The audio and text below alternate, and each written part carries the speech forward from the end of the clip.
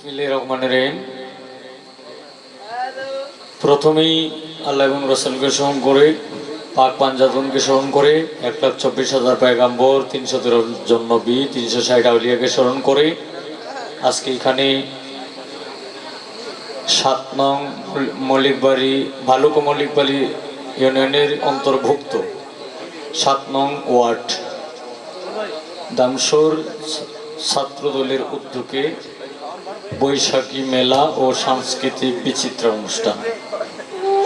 উক্ত অনুষ্ঠানের সভাপতি এবং সেক্রেটারি, প্রধান অতিথি, উদ্বোধক আরও যারা যারা আছেন সকলের কাছে আমার সালাম রেখে এখানে উপস্থিত আছেন সৈয়দ মেম্বার তোফাজ্জল হোসেন আকন্দ, মেথোকোট মিস্ত্রির মালিক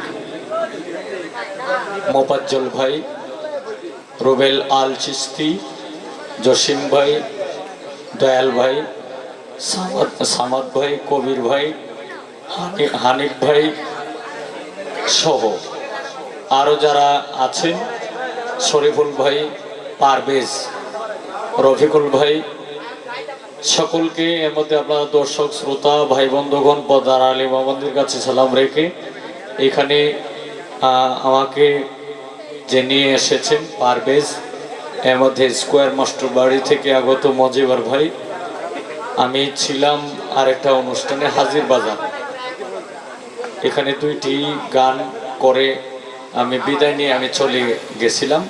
তখন আমাকে রাস্তায় পাইছে, রাস্তায় পায়া মানে একমতো কিডন্যাপ করিয়ে আনছে। তো বিষয়টা হলো এখানে আইসা দেখলাম সময় আমাদের নিজেদের মানুষই, আইরিন আছে, এরপরে দীনামণ্ডল আছে, সাথী ভান্ডারী আছে, আমাদের মিউজিশিয়ান যারা সবাই আমাদের নিজেদের মানুষ, সাউন্ড কন্ট্রোলার, আমাদের সবচাইতে আমার এই অতি প্রিয়জনরা যারা ছিল এখানে সবাই আছে, এখানে শহীদ মেম্বার সহ সকলের কাছে সালাম রেখে আজকের অনুষ্ঠান শুরু করছি। আসলে মূলত গান গাওয়াটাই বড় বিষয় না, আপনাদের দোয়া নিতে আসছি, হয়তো 2-1টি গান করব, করার পরে দয়া করে মাফ করে দিবেন। তো এই সুযোগ সুবিধাটা পাইতাম না, কারণ যেহেতু এখন স্টেজ মঞ্চ প্রোগ্রাম যেহেতু আল্লাহ রহমতে নাই, এই কারণে সবার সাথে দেখাটাও করে গেলাম। আচ্ছা, যেহেতু মানুষ আপত্তি করছে 2-1টি গানও শোনা গেল।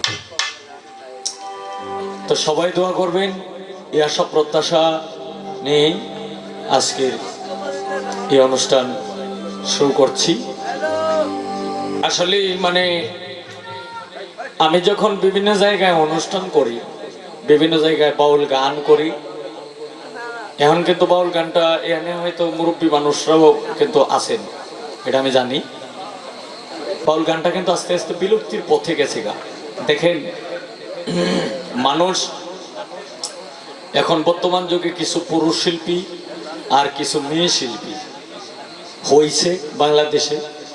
এরা মনে করেন যে একটা গান শুরু করে, এই সাইরন্তরা যদি মুখ কলিলে যদি সাইরন্তরা একটা গান থাকে, এই সাইরন্তরা গানের 15 অন্তরা করব। আমি কি বুঝাইতে পারতেছি?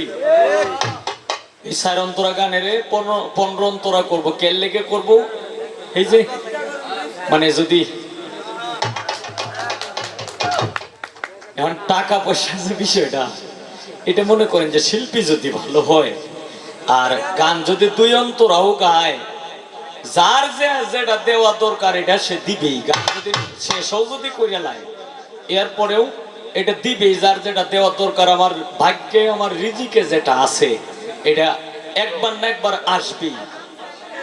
তো এখন বিষয়টা হলো মনে করেন যে এখন আমি যদি 4 অন্তরা 3 অন্তরা গানের যদি আমি 15 অন্তরা করি, হয়তো সাময়িক যেখানে পাইলাম ওই 2000 টাকা, এখানে হয়তো 1000 টাকা বেশি পাইলাম, কিন্তু এই 1000 টাকায় যে কতটুকু আমার মান যাইতেছে, কতটুকু আমার ইজ্জতের ক্ষতি হইতেছে। কারণ যদি এখানে কোনো মোবাইল ক্যামেরা, আমি কথা বলতেছি কষ্ট লাগতেছে আপনাদের, যদি কোনো মোবাইল কিংবা কোনো ক্যামেরা যদি এখানে না থাকতো তাইলে হয়তো একটা কথা ছিল, কিন্তু এখানে আমি যত নাই করি যে এখানে কোনো ভিডিও চলবে না, কিন্তু কেউ কেউ কিন্তু মোবাইল কিন্তু কেউর, এটা হইলো যার যে ব্যক্তিগত অধিকার।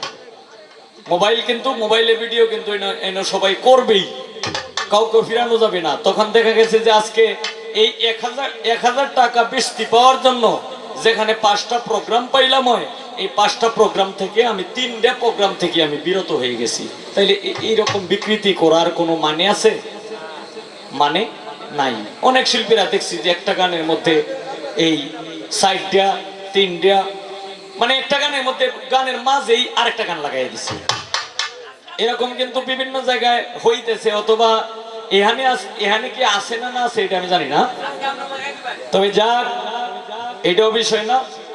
এখানে সবাই হয়তো আমার এই ছোট বোনেরা এখানে আছে, এই আইরিন আছে, সাথী ভান্ডারী আছে, দিনা মণ্ডল আছে, সবাই এখানে আমার ছোট বোন।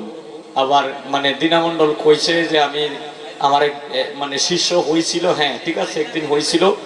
এই গুরু শিষ্য মানে সে তো শফি মণ্ডলের ছাত্রী, শফি মণ্ডল সাহেব হইল আমার অত্যন্ত শ্রদ্ধার একজন ব্যক্তি। তবে আমি দিনা মণ্ডলকে আমি বলবো, আর আইরিন, সাথী ভান্ডারী, আইরিনকে তো আমি অনেক আগে থেকেই চিনি, তবে দিনা মণ্ডলকে আমি বলবো তুমি সব সময় চেষ্টা করবো তোমার উস্তাদ যে জায়গায় আছে, যে একটা ওজনে আছে, এই ওজনটা রাখার জন্য চেষ্টা করবো। আমি এর চেয়ে বেশি কিছু আমি তোমারে বলতে পারবো না।